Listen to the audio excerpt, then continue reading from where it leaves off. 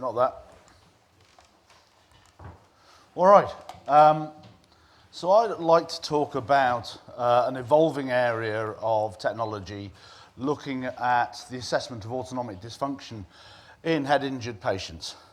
So we all look at pupils with the light to decide if people are alive or dead. Generally, we already know.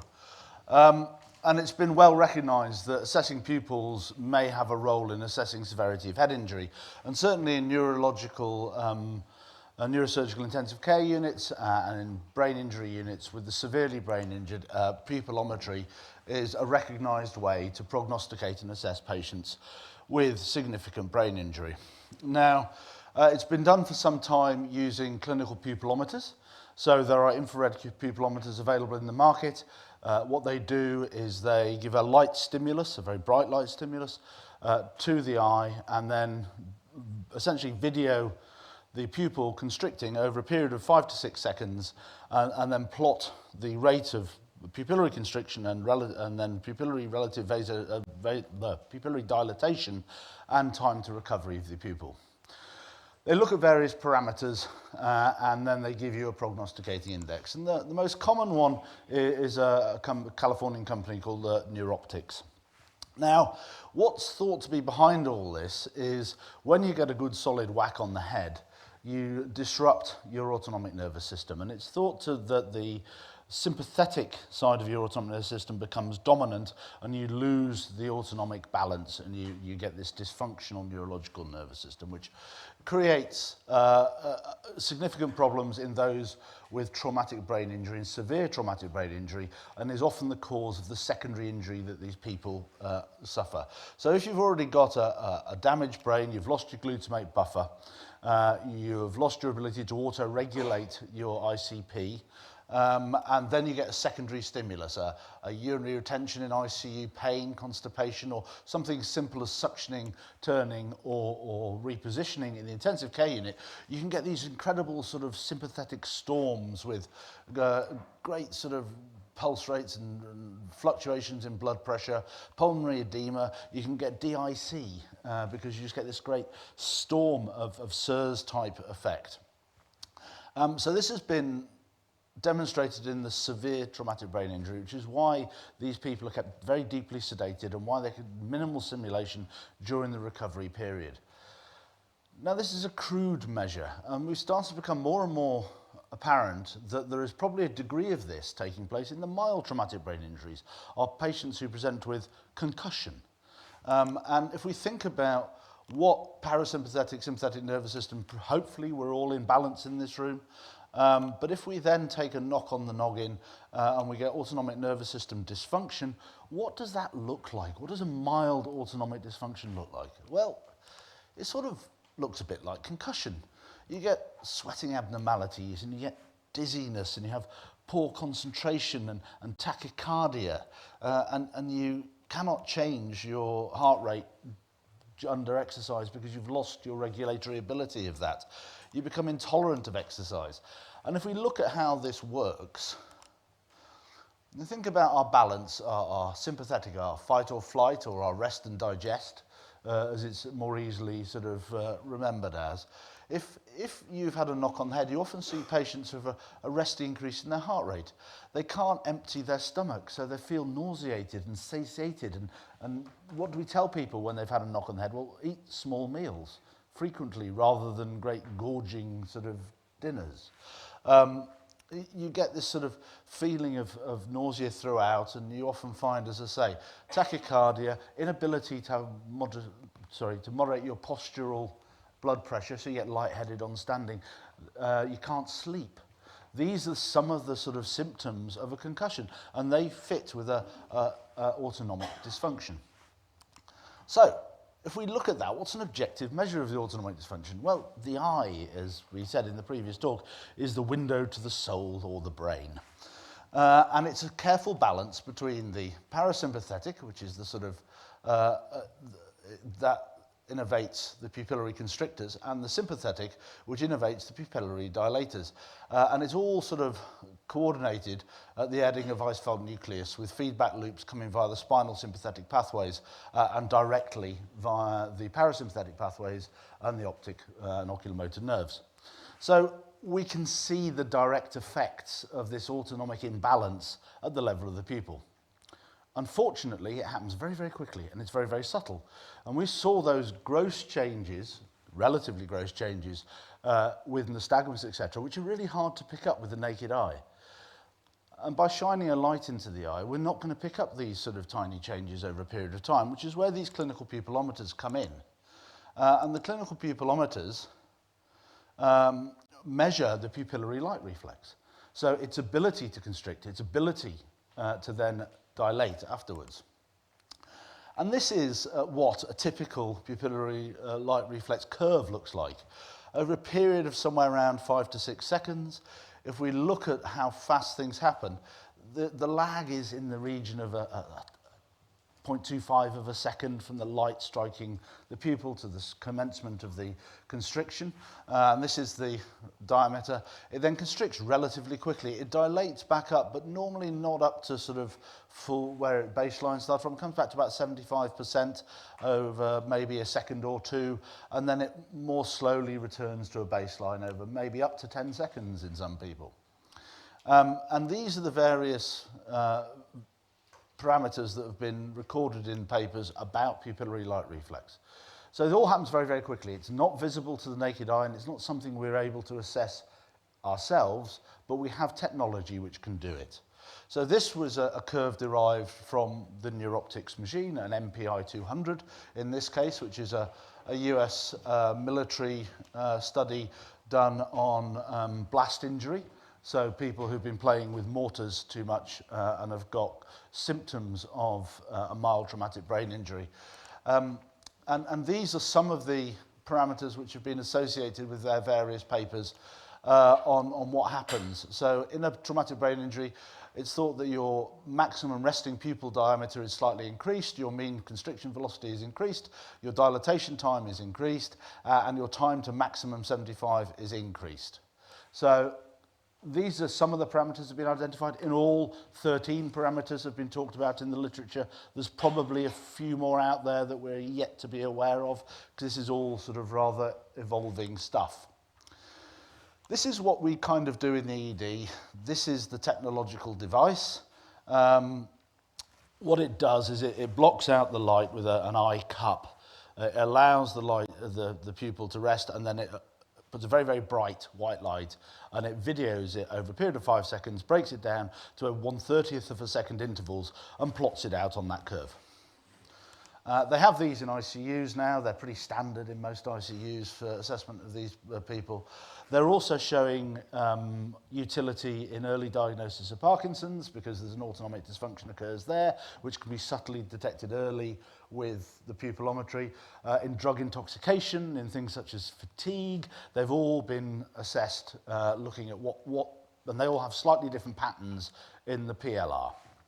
What this device does is it records it all, and it has a secret squirrel algorithm in the back that balances the various different parameters as per risk and gives what's called a pupillary light MPI index, neuropupillary index.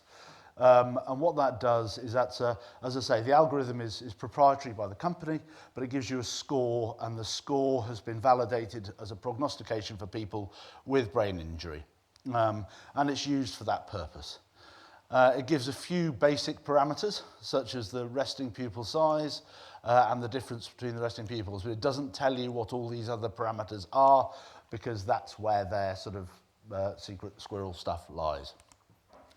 This is a paper validating it in patients with severe brain injury, and it started to be used in the assessment of patients with mild traumatic brain injury. So papers have been coming out for the last 5 years or so around that. And it has a reasonably good sensitivity and specificity. Now this is that blast injury paper. The top is someone with a blast injury who obviously has a very suppressed pupillary light reflex compared to the normal light reflex in the population below. And these are the statistically significant parameters in this group. Now, this is a reasonably small study. I think it was about 60 patients in all, blast injured and their colleagues who hadn't been blast injured. This is a slightly larger study. This is adolescent athletes. I think there's about 230 or so of them, some with traumatic brain injury, some without. Diagnosed concussion, and in this one they used a SWAY test, which is an American vestibular-ocular test, and symptom screen, which is used for athletes to clear them or return to play for traumatic brain injury. And they demonstrated a significant difference between those who had the symptoms and those who didn't with their pupillary light reflex. And that was reproducible. So this is from the Journal of Sports Medicine last year, where it suggests that early evidence suggests that you can actually track the ability of the person to return to play. So those first papers were about diagnosing concussion in those who've received a knock on the head. This was an analysis of all the evidence around your ability to safely clear a patient to go back to sport or back to exercise after a confirmed concussion based on the return to normality of their pupillary light reflex. So it's starting to come into the mainstream. And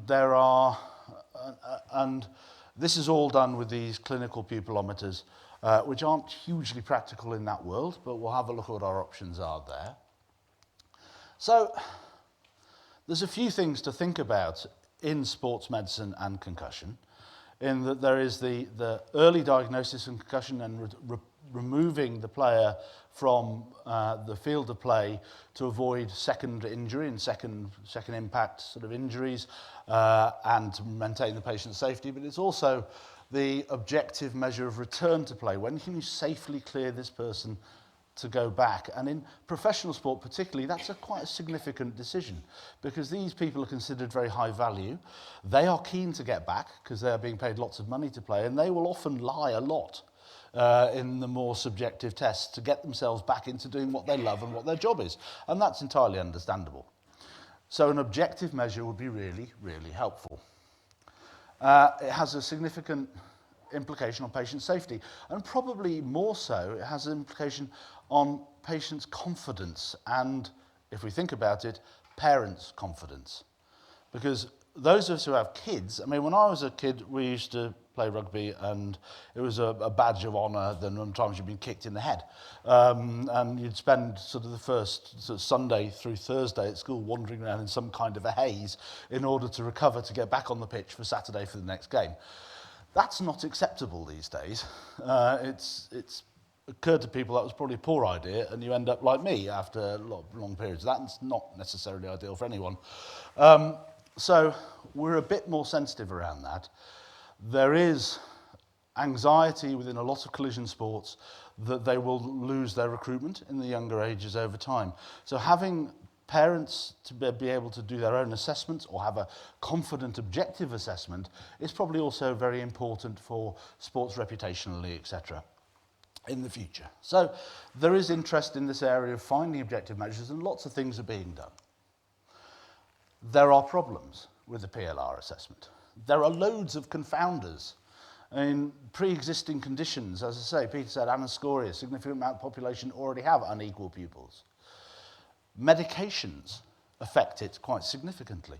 Beta blockers, or anything that affects your sympathetic or parasympathetic nervous system will affect your pupillary light reflex. Fatigue has been demonstrated to affect it. Emotional state has been suggested it will affect it. So, I mean, if you've been in a high impact, sort of adrenergic drive, competitive sport for a while, you're going to come off, your pupils will be dilated because you are sympathetically driven.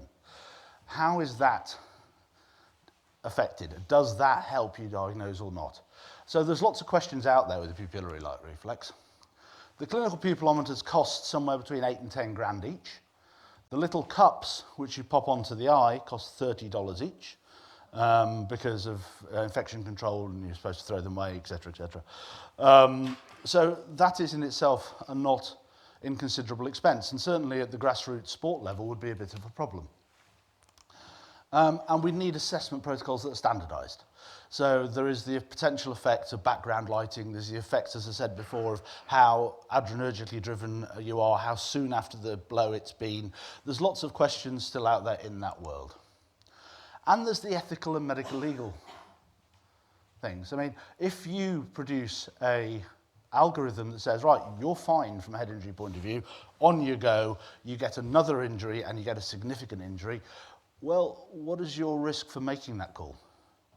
Where does that sit from a regulatory perspective and a medical device licensing perspective? So there's lots of sort of complex world out there. There are various things coming through. So we need a more precise diagnostic tool.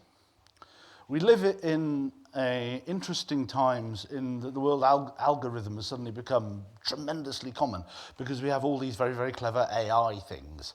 And what they are brilliant at doing is recognizing patterns. They are pattern recognition machines. And what are we looking at here? We're looking at a pattern. We're looking at quite a simple pattern, really. It's a series of curves. So they're bloody good at that. So we're probably in a time where we can actually start making sensible decisions. They also generate huge amounts of data. So if I do a 6-second video of your pupils, one on each side, that's 360 data points of pupil size. If I repeatedly do that, that generates a huge amount of data. How do I compare that to another huge amount of data? I use a computer, and I run it through an AI algorithm, don't I? And we can do that reasonably easily on something as simple as a smartphone now, because they have the computing power which would allow man to go to the moon or for me to look at Facebook. So these tools are available to us, and people are starting to use them. There's also the integration with wearables. So World Rugby, for example, now has a mouthguard thingy, and what the mouthguard does is it has an accelerometer in it. So if you run into something really, really fast, it will recognize the number of Gs which have been put through your maxilla, and then they've mapped an algorithm for what that corresponds to with what your brain has seen as an impact, and they will flag a potential concussion. And they're trialing this at all the rugby matches at the moment. And what that does is use a near-field Bluetooth connection, and it flags when everyone hits. And if you go over a certain number of Gs, they pull you off for an assessment of your potential head injury. So that you can you can align that with another technology such as an MPI to give you an objective measure in 6 seconds. At the moment, a SCAT-5 assessment, which is the standard head injury assessment that World Rugby uses, should take 15 minutes. So if you come off the pitch, it takes 15 minutes to do a SCAT-5. That's a long time in a match. A 6-second video of the eye, after your mouthguard has gone off, would probably be a lot slicker and would give an objective measure and a video that can be looked at later if there are any questions about it. Research is looking at different patterns. So looking at patterns of people with stroke, it's looking at patterns with people with Parkinson's disease, Alzheimer's, various other neurological conditions are being assessed with the PLR at the moment. We don't have strong data, but we're getting better and better at recognizing patterns because we have all these clever technology which learns. So you basically put all these normals in, you put the abnormals in, you say, tell me about the differences. And you get the supervised learning takes place with lots and lots of cross-referencing within these neural networks. So, in this space, there are a few mobile phone apps which are being used. So if you think about your mobile phone, what it is actually got a camera, it's got a flash, and it can take a video. So if you can frame your face, you can get your pupils. We've now got good enough facial recognition technology that we can take those pupils and pull them out of your face, metaphorically, and measure them in the same way as the pupillometer does in the clinical environment. This is an Australian company, Ocular AI. They're doing some work with AFL at the moment. This is an American company who were doing some work till recently with the American Football League. And I am a unpaid medical advisor to this company. We're doing work with the US military, the Finnish ice hockey team, the NRL in America, the NFL in America, and various other groups to look at blast injury and concussion from sport. We've had a few papers out over time. Now, here's a series of sports. Only the middle one do I recognise. The first sport doesn't strike me as a cracker, and we've all played the third one by accident. This is our app working, so that would be the interface on the camera. You sort of selfie yourself, you try and align your eyes in this box here, and that basically scales the thing for facial recognition. It then extracts the eyes, anonymizes the face, so there's not enough there that goes to the cloud for your facial recognition stuff to be pinched. It then sends it up to the cloud and it maps your pupil. It maps your pupil at 1/30th of a second for 6 seconds, 180 data points, whatever, and it creates a curve. This is the raw data. The raw data tends to be a bit noisy. So we run it through a Savadisky Golay filter and a wavelet-based denoising. And I only put them there because they're cool words. I don't know what they mean.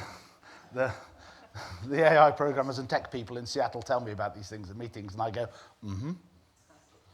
okay. Which way do I hold the phone again? It then puts it through a series of learning algorithms. So we've got a database of around 1,000 normal sets of pupils and a bunch of pupils with clinically diagnosed sports-related head injury. And it compares the two and it looks for differences and similarities between them and then gives a risk stratification for your likelihood of having had a concussion. And that's a nice clean one, comes up green. There's the raw curves, they can then be smoothed depending on which access to the dashboard you have. So there's clinician access, researcher access, and layperson access. Clinician access gives you a score and access to the curve itself. A researcher access gives you huge, great long data tables that you can then download and look at and do manual comparisons and statistical analyses on. And a layperson just gives you a nice risk score of you probably should be getting a secondary clinical assessment or resting and getting another automated assessment in the future. And then if it goes red, you should not be playing. It gives you access to all the various data, etc. It then stores it, and next time you log in, you can put that patient's MRN in or name or whatever. It will pull that patient up, and you can track their changes over time. So we have athletes in recovery sessions at various universities in the States, etc., and the data comes through, and we're looking at that to actually see whether they return to baseline pupil light reflex before or after concussion symptoms resolve. And in fact, the light reflex tends to take a little bit longer than the symptoms, but we've had quite a few cases where people after 3 or 4 days have gone, no, I'm good to go back, coach. And we go, nah, your PLR's still off. And then a couple of days later, they'll come again, actually, no, I'm rubbish, I'm vomiting, I'm feeling terrible again. And then over time, when both the symptoms and the PLR are settled, they're cleared. So this is a publication which is coming out in Anesthesia and Intensive Care. I just checked, it was accepted in December. It hasn't been published yet. So that one will be coming out soon. That was the Evil Middleton and myself, an intensivist. This is another one that's now just been accepted in Concussion Journal, and again, Paul and myself have written these papers. There's 2 others which are just being accepted now. It's starting to get out there. We're getting good data to support it.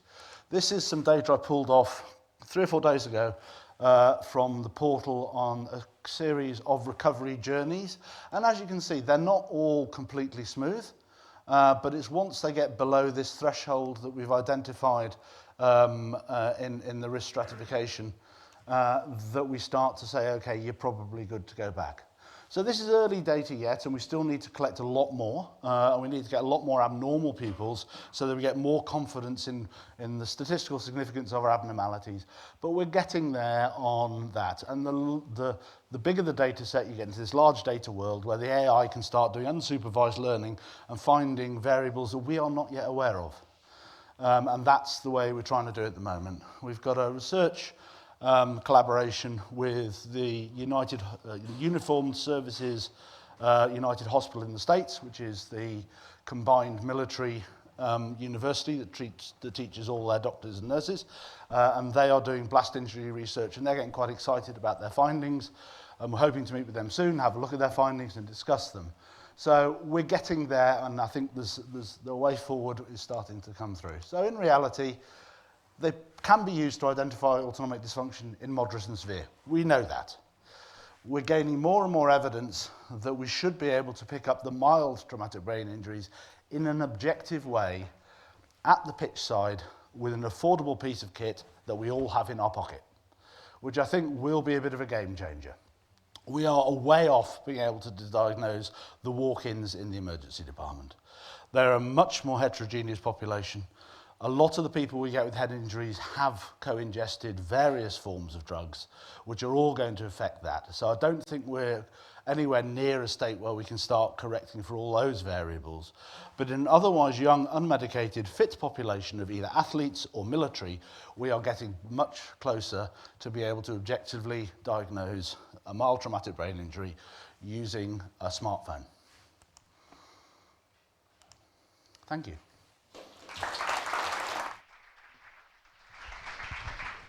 Thanks, Will. We've probably got time for one question if anyone wanted to ask Will a question about that.